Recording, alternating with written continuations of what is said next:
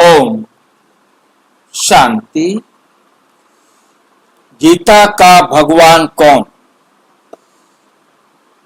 आज हम इसका 21वां पाठ करेंगे।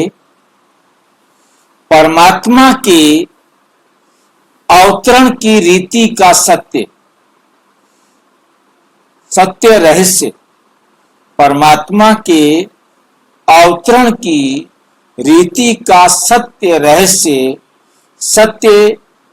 स्वयं शिव ही बताते। ये रहस्य सिवाय शिव बाबा के और कोई बता नहीं सकता।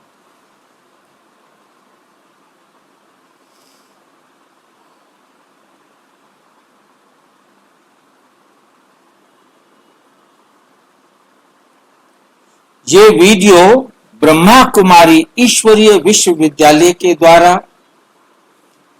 ईश्वर के प्रत्यक्ष महावाक्यों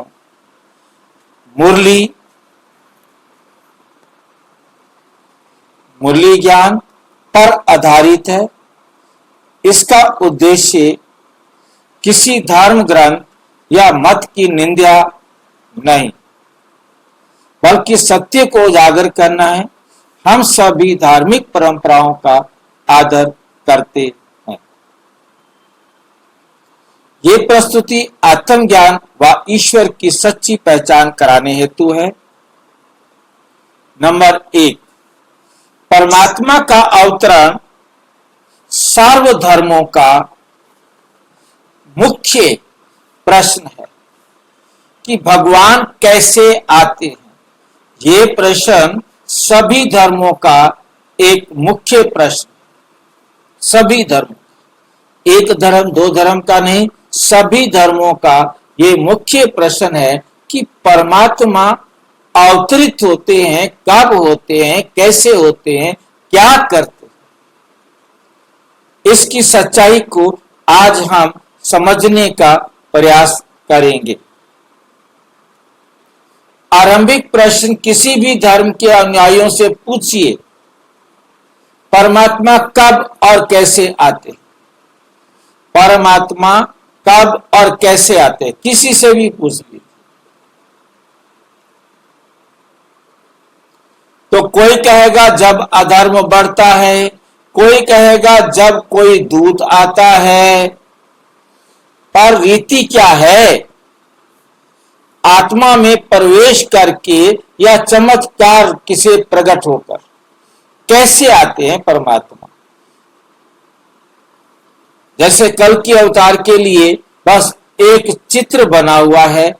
हमने बहुत पुराने टाइम का चित्र भी देखा जो केवल स्केच था।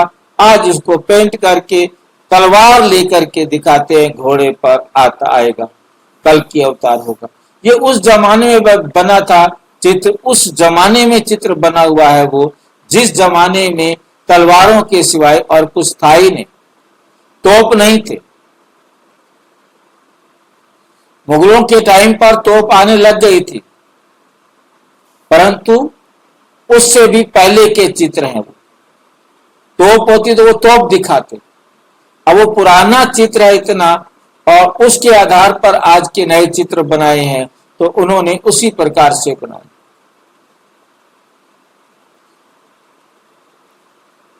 आत्मा में प्रवेश करके या चमत्कार से प्रकट होकर कैसे होगा, इसे कोई भी नहीं जानता। मुरली 24 फरवरी 2025 में बाबा ने कहा, बच्चे मैं स्वयं आता। जब धर्म की अत्यधिक हानि होती है, मैं एक साधारण शरीर में प्रवेश करता हूं, किसी के गर्भ से जन्म नहीं लेता हूं, किसी के गर्भ से जन्म नहीं लेता। ये बात बहुत अच्छी तरह से समझने वाली है। ये लाइन समझने वाली है कि मैं किसी के गर्भ से जन्म नहीं लेता। परमात्मा जन्म मरण के चक्कर में नहीं आते। अशरीरी है, अजन्मा है, अयोनि है, अभोक्ता है। ये सारे शब्द इसी बात को प्रूव करते हैं जो हम आज तक अलग अलग धर्म में भी इसी प्रकार से बोलते हैं, गाते हैं, समझते हैं, परंतु कभी भी समझ नहीं पाए कि कैसे। और फिर ये भी कहकर के वह भोगता है, अशरीरी है, अजन्मा है, अयोनी है, उसके बाद फिर हमने शरीरधारी को ही भगवान मान रखा। ये बातें कहने के बाद भी हम भगवान को शरीरधारी ही मानकर बैठे हुए थे। कितनी बड़ी हमारे ऊपर समझिए कि अज्ञानता का अंधेरा बैठा हुआ था। अज्ञानता के अंधेरे का हमारे ऊपर कितना बड़ा असर था। उदाहरण, जैसे कोई डॉक्टर खुद ही बताता है कि वो कैसे ऑपरेशन करता है, वैसे ही परमात्मा स्वयं बताते हैं कि वो कैसे अवतरित होते हैं। परमात्मा कैसे अवतरित होते हैं। परमात्मा का अवतरण केवल परमात्मा ही बता सकते हैं। परमात्मा का अवतरण केवल परमात्मा ही बता सकते हैं। मुख्य बात, क्योंकि परमात्मा निराकार है। मुख्य बात है कि परमात्मा निराकार है, वो कभी भी साकार शरीर धारण नहीं करता। इसलिए उनके आने की विधि कोई मनुष्य बता नहीं सकता कि कैसे आते हैं। ये ज्ञान भी केवल वो स्वयं दे सकते हैं। बाप का परिचय, बाबा खुद कहते हैं, बाबा की हमारी मुरली में बाबा के शब्द हैं, बाप का परिचय बच्चा नहीं दे सकता। बाप का परिचय बच्चा दे, ये लॉ नहीं है। ये लॉ नहीं है कि बाप का परिचय बच्चा दे। मेरा परिचय कोई नहीं दे सकता, मैं स्वयं ही आकर देता हूं। 15 जनवरी 2025 की मुरली में बाबा कहते, मैं ही आकर बताता हूं, मैं ही आकर बताता हूं मैं कैसे आता हूं, कहां आता हूं और क्यों आता हूं। ये रहस्य और कोई नहीं जान सकता। ये रहस्य और कोई नहीं जान सकता। कितनी वंडरफुल बात है, कितने क्लियर शब्दों में बाबा हमें समझा रहे हैं। ये रहस्य और कोई नहीं जान सकता। उदाहरण, जैसे किसी कलाकार का स्टाइल वही जानता है, वैसे ही ईश्वर का एंट्री स्टाइल वही जानता है। बाकी तो सब कल्पना करते, बाकी तो सब कल्पना करते हैं। गीता ही एकमात्र ग्रंथ है जो ईश्वर के वचन से बना, भगवानोवाच लिखा है, और किसी भी ग्रंथ में नहीं लिखा जाता।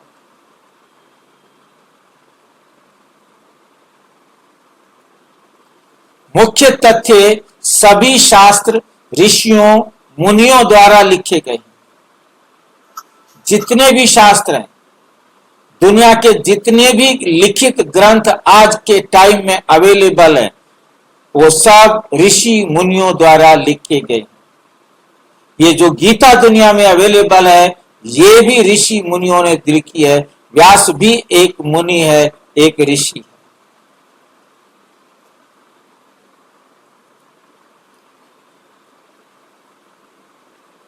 गीता ईश्वर की वाणी से संकलित ग्रंथ।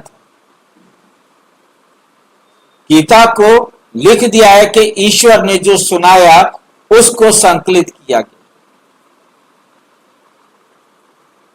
इसलिए इसे भगवत गीता कहा जाता है।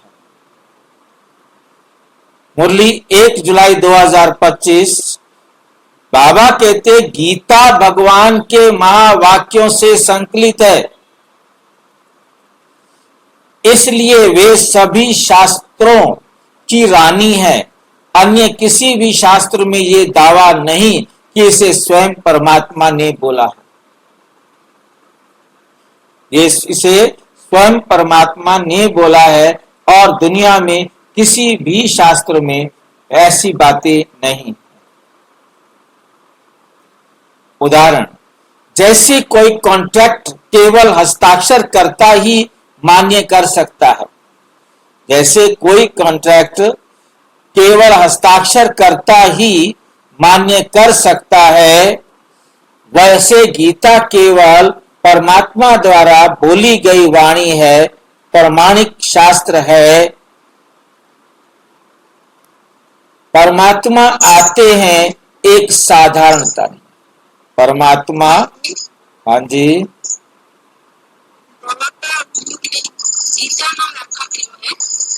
क्या बोला? बाबा का जो वचन है तो गीता नाम क्यों रखा है? गीता नाम क्यों रखा? अभी कल हमने बात किया था, गीत, भगवान का गीत, इसलिए इसे कहते हैं भगवान की गीता। गीत से गीता बनाया, भगवान आकर जो ज्ञान का गीत सुनाते हैं वो बन जाती है गीता। बाबा आज में बात स्पष्ट कर रहे हैं कि ये भगवान के द्वारा बोली गई बातों का संकलन है, इसलिए और दुनिया में ऐसा कोई संकलन नहीं मिलता जिसे ये कहा जाए कि ये भगवान द्वारा गाया हुआ है। मतलब किसी भी मतलब जैसे कुरान है, उसके अंदर ये कहा है कि भगवान ने ये नबियों पर उतारा। नबी या समझो, नबी कहते हैं जो सबसे बड़े उनके धर्म गुरु रहे, आचार्य रहे, तो उन नबियों ने जो लाइनें दी वो कहते हैं ये भगवान ने इनको दिया। इसी प्रकार ग्रंथ साहब है, ये भी गुरुओं की वाणी है, उनको उन्होंने कहा कि भगवान ने दिया, भगवान ने इन गुरुओं के द्वारा बुलवाया, भजन जो है ना गाए थे। अब उन्होंने बनाए थे अपनी समझ के हिसाब से भजन, जितना उनके पास समझ थी, जो उनको जानते थे, उसी के आधार पर उन्होंने भजन बनाए। परमात्मा आते हैं साधारण तन में। परमात्मा कहाँ आते हैं? साधारण तन में। मुख्य रहस्य, ना तो परमात्मा किसी देवी देवता के रूप में आते हैं, न चमत्कार से अचानक प्रकट होते हैं, वे ब्रह्मा के तन में प्रवेश करते हैं। ये उनकी अवतरण की रीति है।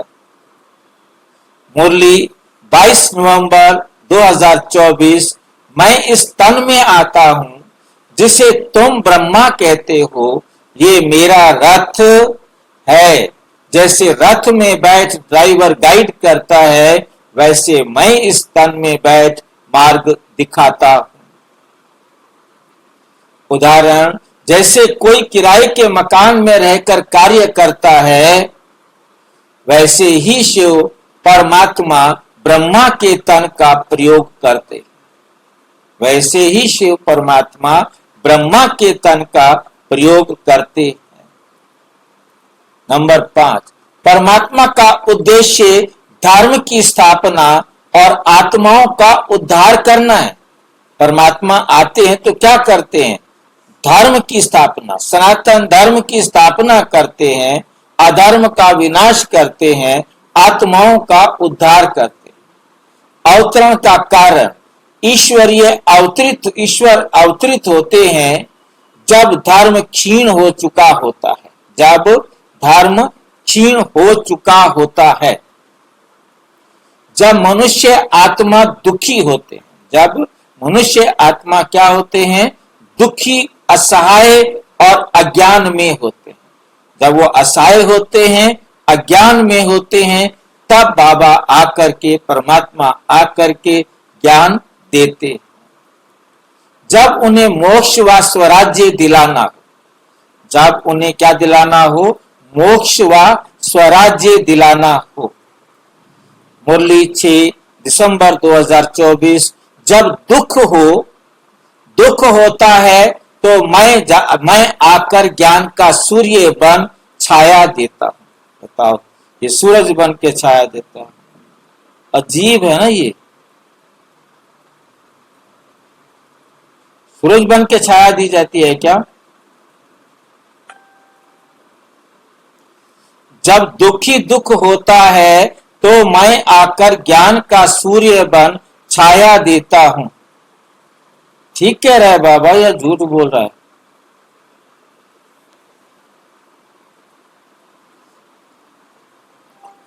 क्या? हाँ जी। ज्ञान सूर्य से छाया होती है कि रोशनी होती है?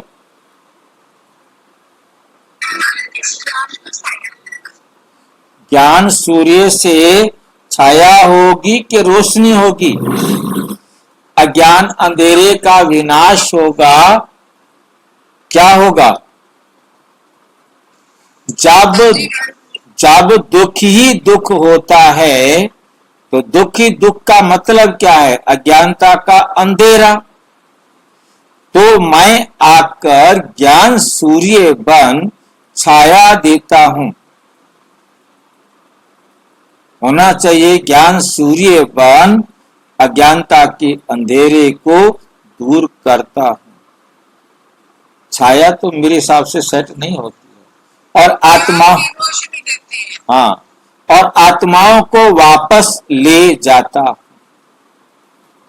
सारी आत्माओं को घर भी वापस ले जाता, एक को भी नहीं छोड़ जाता। यदि एक को छोड़ जाए तो डरती रहेगी ना? डरेगी कि नहीं डरेगी? डरेगी भाई जी, कहेगी मैं अकेली किससे किससे डरेगी ये बताओ? डर तो आत्माओं को आत्मा से होता है। कोई आत्मा या होगी नहीं, यदि कोई आत्मा रह भी गई, वैसे रहेगी नहीं, रह भी जाए तो उसे किस बात का डर? कोई आत्मा है ही नहीं, उसको कोई डर है ही नहीं। शरीर को डर होता है, आत्मा को कोई भय नहीं होता। जब तक हम शरीर के अंदर हैं तब तक हमें डर लगता है कोई मुझे मार ना दे, आए मेरे को क्या होगा क्या होगा क्या होगा। मैं आत्मा हूं, मेरे को कोई शस्त्र काट नहीं सकता, पानी गीला नहीं कर सकता, अग्नि मुझे जला नहीं सकती। मैं आग में से चला जाऊं कोई फर्क नहीं पड़ता। ज्वालामुखी चल रहे हो, बम के गोले चल रहे हो, कितने बड़े बड़े क्या बोलते हैं परमाणु बम चल रहे हो, विषाणु बम चल रहे हो, कुछ भी चल रहा हो, क्या होगा? वो मेरे इस शरीर को नष्ट करेंगे। कर दो, मैं चला जाता हूं घर, बस। अब खुश है, मेरे को क्या फर्क पड़ना है? मैं अपना परम धाम चला जाऊंगा। मेरे को परम धाम पहुंचने में कोई देर लगनी है? एक सेकंड के अंदर, उसी सेकंड के अंदर मैं परम धाम में हूं। जिसको ये बात जितना दिन में अपने आप को याद दिलाएंगे उतना एकदम भय मुक्त रहेंगे। सांप आ जाए, बिच्छू आ जाए, दुश्मन आ जाए, गोली उठा के आ जाए, कोई कोई कोई कुछ भी आ जाए, बम ले आए, जो मर्जी ले आए, मुझ आत्मा को कोई कुछ कर नहीं सकता। मुझे कोई नहीं मार सकता।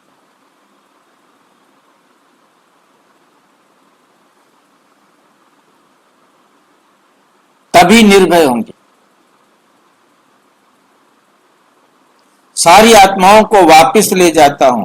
उदाहरण, जैसे सूर्य आकर अंधकार को समाप्त करता है, वैसे ही परमात्मा ज्ञान सूर्य बनकर अवतरित होते हैं। नंबर 6, अवतार और पुनर्जन्म में अंतर। शिव क्यों कभी जन्म नहीं लेते? मुख्य बात, मनुष्य आत्माएं जन्म मरण के चक्कर में आती, पर परमात्मा शिव अभी जन्म नहीं लेते, गर्भ से नहीं आते, केवल अवतरित होते, केवल अवतरित होते हैं। मुरली 14 अप्रैल 2025। मैं जन्म नहीं लेता, केवल अवतरित होता हूं। ना तो मेरा मां है, ना पिता है, मैं स्वयं परम धाम से आता हूं। मैं स्वयं परम धाम से आता हूं। उदाहरण, जैसे सूर्य का कोई सूर्य को कोई जन्म नहीं देता, वो स्वयं प्रकृति में आता है, वैसे ही परमात्मा स्वप्रकाश स्वरूप है, उन्हें कोई जन्म नहीं देता।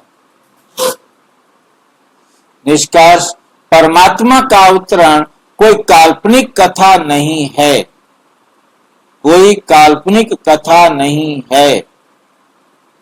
ये स्वयं उनके मुख से बोला गया सत्य ज्ञान है। वे ना तो किसी देवी देवता के रूप में आते हैं, ना किसी विशेष तिथि पर जन्म लेते हैं। वे ब्रह्मा के तन में अवतरित होते हैं। गीता ही एकमात्र शास्त्र है जिसमें परमात्मा स्वयं अपना परिचय देते। अच्छा, ओम शांति। और विस्तार से जानने के लिए प्रजापिता ब्रह्मा कुमारी ईश्वरीय विश्वविद्यालय के किसी भी सेवा केंद्र पर संपर्क करें। और यदि कोई प्रश्न है तो 9213106986 पर केवल टेलीग्राम करें।